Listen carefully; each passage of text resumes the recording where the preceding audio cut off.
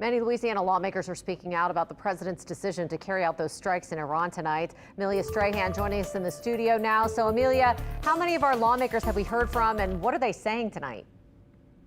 And Governor Jeff Landry and many of our leaders in Washington are responding to those strikes tonight, Katie, and most of them are speaking out in support of the president. Speaker Mike Johnson posted on social media about an hour after the strikes, saying in part, President Trump has been consistent and clear that a nuclear-armed Iran will not be tolerated. That posture now has been enforced with strength, precision, and clarity.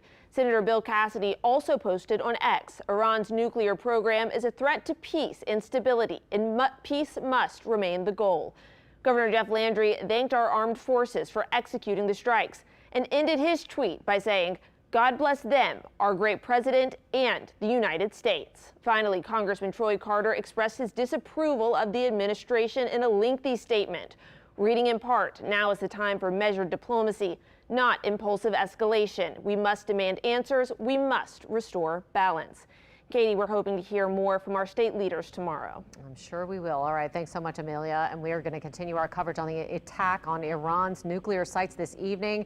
Joining us by phone now with more on the attack is Tulane University Assistant Professor of Political Science, Andrew Lever. Thanks so much for being with us. Thank you for having me. We appreciate it. Your specialty is the Middle East and North African affairs. What we saw today is something that decades of U.S. presidents have been avoiding, correct? Yes, that's true.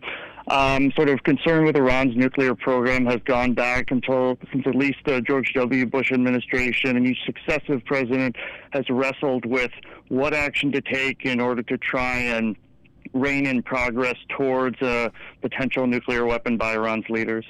I think the big question that many people have right now is what happens now? Where do you think we are in this situation? Yeah, I mean, I think that's a question a lot of people are having. I think that even President Trump and those who advised him to take this action don't really have a clear plan of action for what comes next. It's been clear in the past that various covert operations that have been used against Iran's nuclear program have only succeeded in delaying progress towards enriching nuclear material. They have not succeeded in halting it, and it's only been diplomatic efforts such as the JCPOA, or known more colloquially as the Iran nuclear deal, that's now almost about 10 years since it was passed, that managed to actually not only slow Iran's nuclear program, but actually reverse its stockpiling of enriched nuclear material, at least for a time. Now, this is the U.S. essentially entering a conflict in the Middle East. What does that mean for the politics of the world and for that region?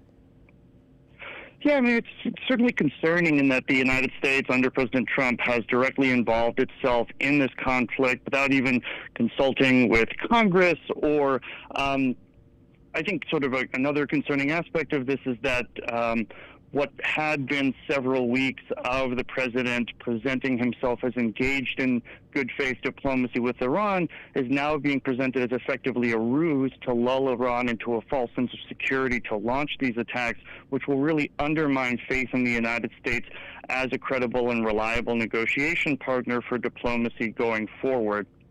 That was literally my next question for you is, what does this mean, since he's been sitting there for 2 weeks saying that he was going to mull it over, and then we entered this conflict now? Where do you think we need to keep our eye right now as we move forward?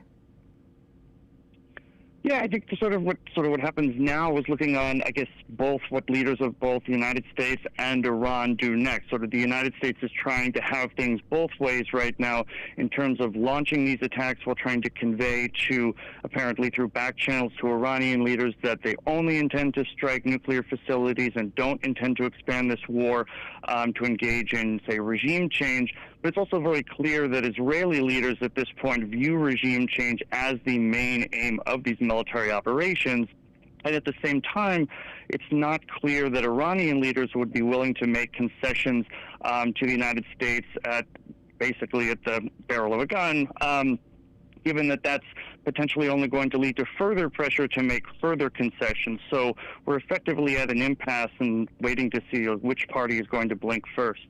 Oh, that's a dangerous place to be, and a very tenuous one. We really appreciate you being with us tonight, and thanks so much for your perspective. You're welcome. Thanks for having me. Absolutely.